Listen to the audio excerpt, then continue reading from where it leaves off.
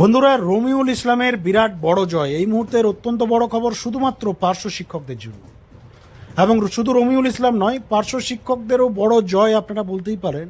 তার কারণ হচ্ছে পার্শ্ব শিক্ষকদের যে স্টাম্প এতদিন পর্যন্ত বিভিন্ন শাসকপন্থী নেতা, শাসকপন্থী সংগঠন, শাসকপন্থী একাধিক জায়গা থেকে যে খবরগুলো আসতো যে পার্শ্ব শিক্ষক, প্যারা টিচার, এরা তো বামেদের লোক, এরা তো বামফ্রন্টের লোক, এই যে স্টাম্পটা, এই যে ট্যাগলাইন পার্শ্ব শিক্ষকদের নামের সঙ্গে এতদিন পর্যন্ত পশ্চিমবাংলায় ঘুরছিল, মানুষের মুখে মুখে ছিল, এই যে ধারণা, একটা ভাবধারা তৈরি হয়ে গেছিল যে প্যারা টিচার মানেই সিপিআইএম বা বামফ্রন্টের ক্যাডার, এই চিন্তাভাবনাটার বন্ধুরা এতদিন পর 2025-এ এসে বদল হয়েছে।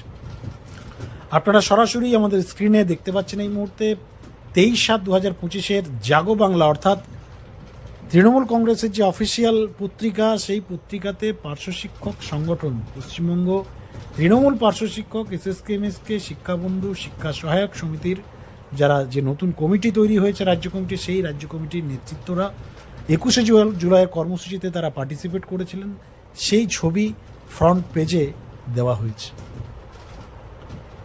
যেখানে আপনারা দেখতে পাচ্ছেন নাম দেওয়া হয়েছে সভাপতি রমিউল ইসলাম, জীবন দাস, পিঙ্কি বন্দ্যোপাধ্যায়, মুকুলেশ রহমান, আরও যারা সদস্য রয়েছেন সকলের। সোমবার 21শে জুলাই যে সমাবেশ বা কর্মসূচি ছিল তৃণমূল কংগ্রেসের, সেই কর্মসূচিতে তোলা ছবি। আর বুঝতেই পারছেন, এই পত্রিকা জাগো বাংলা তৃণমূল কংগ্রেসের সারা রাজ্য জুড়ে ফলো করে যারা তৃণমূলের কর্মী সমর্থক, তৃণমূলের নেতৃত্ববৃন্দ, এবং পুরো গোটা দল এই পেপারকে ফলো করে যে এই পেপারের মানে হেডলাইন্স কি খবর রয়েছে, কি ফ্রন্ট পেজে ছবি রয়েছে। অর্থাৎ যে নেগেটিভ, যার জন্য পার্শ্ব শিক্ষকরা এত বছর ধরে বঞ্চিত, বা অনেকাংশে আমরা মনে করি এই ট্যাগলাইনের জন্য অনেকটা ক্ষতি হয়েছে পার্শ্ব শিক্ষকদের, সেই চিন্তাভাবনাটা বন্ধুরা এতদিন 2025-এ এসে কেটেছে। তার কারণ একটা জায়গা অ্যাটলিস্ট শাসকের মনেও তৈরি হয়েছে যে না, প্যারা টিচারদের মধ্যে আমাদেরও কিছু লোক রয়েছে, প্যারা টিচারদের মধ্যে শুধু যে সবাই যে বামেদের ক্যাডার, এই যে প্রবাদ বাক্য, এটা কিন্তু এবার মুছে যেতে চলেছে, যার ফল আগামী দিনে পার্শ্ব শিক্ষক সমাজ পাওয়ার 100% চান্সেস রয়েছে। দেখুন, এখনো এবং সব থেকে ইম্পর্টেন্ট বিষয় আপনাদের জানাবো, পার্শ্ব শিক্ষকদের এই ভাতা বৃদ্ধি নিয়ে আপনারা জানেন লাস্ট 2-3 মাস ধরে নানান পোর্টাল, নিউজ চ্যানেল, ইউটিউবারদের কথা ছেড়েই দিলাম, ইউটিউবারদের আপনারা বিশ্বাস করেন না, আর আপনাদেরকে বিশ্বাস করতেও বলছি না, আমরা করার কোনো দরকার নেই, কিন্তু বিশ্বাস না করেও যে আপনারা এভরিডে আমাদের খবর 15,000, 20,000, 25,000 লোক শুনছেন, এটাই হয়তো আমাদের পাওনা, বা এটাই হয়তো আমাদের অ্যাচিভমেন্ট, যে উইদাউট ট্রাস্টে আমাদেরকে আপনারা ফলো করছেন এভরিডে।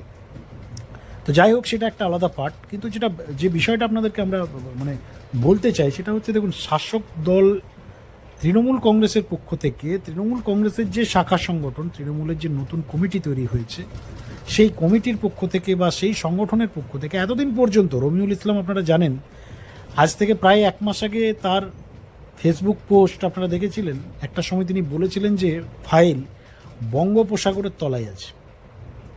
সকলে হতাশ হয়েছিল তার সেই পোস্টে। সেই রমিউল ইসলাম জাস্ট 10-15 দিন পর তার স্টেটমেন্ট চেঞ্জ করেন, তার স্টেটমেন্ট মডিফিকেশন করেন, এবং তিনি বলেন যে না, 1-2 ধাপ এগিয়েছে, আরও 2-1 ধাপ বাকি রয়েছে। সেই রমিউল ইসলাম আরও 2-4 দিন পর আপনারা দেখেছেন তার পোস্ট মডিফিকেশন করে বলেন যে না, মোটামুটি 2-3টে ধাপ পেরিয়েছে, এবার শেষ ধাপ মুখ্যমন্ত্রীর কাছে বাকি রয়েছে। এবং বর্তমান সময়ে আপনাদের ভেতরের খবর আমরা জানাচ্ছি, আপনারা শাসক সংগঠন, অর্থাৎ পার্শ্ব শিক্ষকদের যে শাসক সংগঠন, রমিউল ইসলামের যে সংগঠন, সেই সংগঠনের কোনো মেম্বার যদি আপনাদের পরিচিত হয়ে থাকে, আপনাদের যদি সুসম্পর্ক থাকে, আপনারা ফোন করে যাচাই করবেন, ফোন করে জানবেন তাদের যে পয়েন্ট অফ ভিউ, তাদের যে মাইন্ডসেট, তাদের যে মানে সোর্স খবর, তাদের এই মুহূর্তে যেটা বক্তব্য, তারাও কিন্তু ইউটিউবার বা ডাক্তার সালাম বা বঞ্চিত ফোরাম বা সমস্ত মিডিয়া হাউস এই মুহূর্তে যে খবর করেছে পার্শ্ব শিক্ষকদের বিষয়ে, তাদের কাছেও কিন্তু ওই খবরটাই আছে।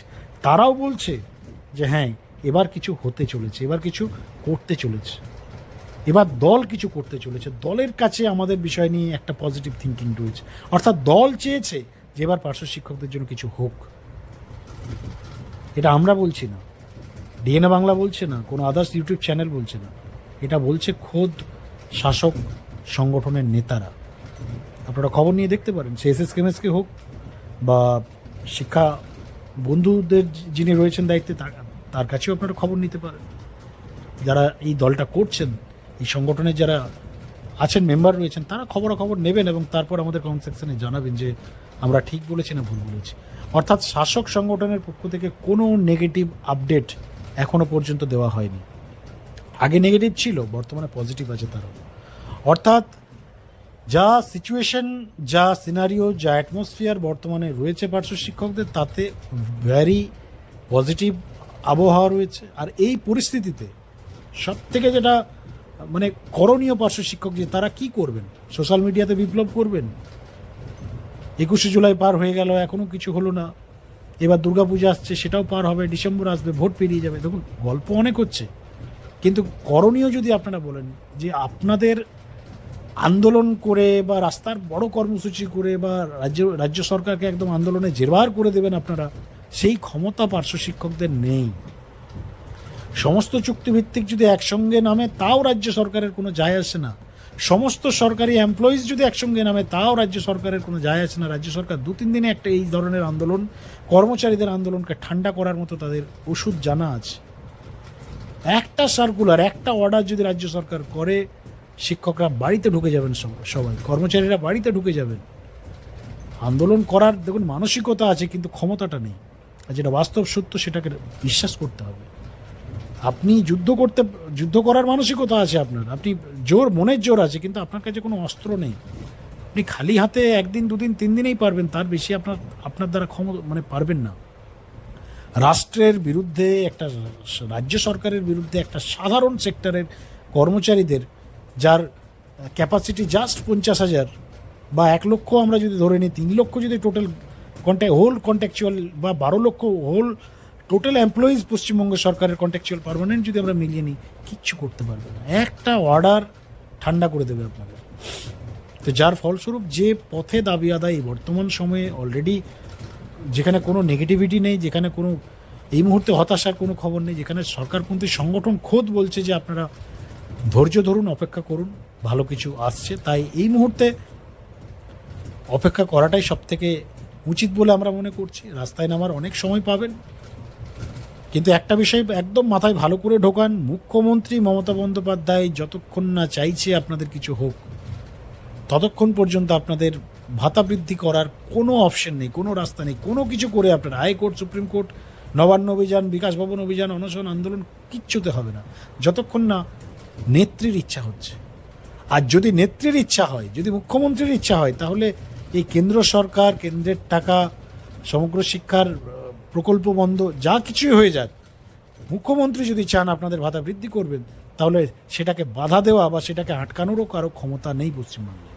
তো এই বাস্তব সত্যটাকে মনের মধ্যে ঢোকান এবং মুখ্যমন্ত্রীর প্রতি ভরসা রাখুন, বিশ্বাস রাখুন।